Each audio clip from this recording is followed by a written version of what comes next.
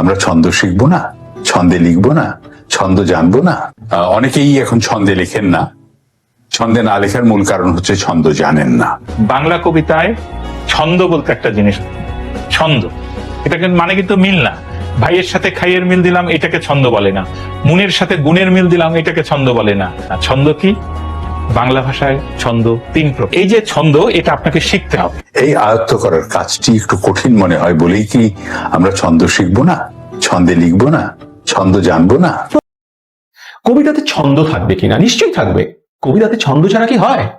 কবিতার প্রাণ তো ছন্দ। প্রতিটি শিল্পেরই থাকে একটি নিজস্ব নিয়ম, কাঠামো ও কলা কৌশল, যা আপনাকে জানতে হবে এবং শিখতে হবে। এখন সমস্যা হলো এই বিষয়গুলো কিভাবে জানবেন, কোথা থেকে পাবেন এবং কিভাবে শিখবেন? তাহলে এখন উপায় এই যে আপনাদের একটি বড় সমস্যা, চিন্তার কোনো কারণ নেই।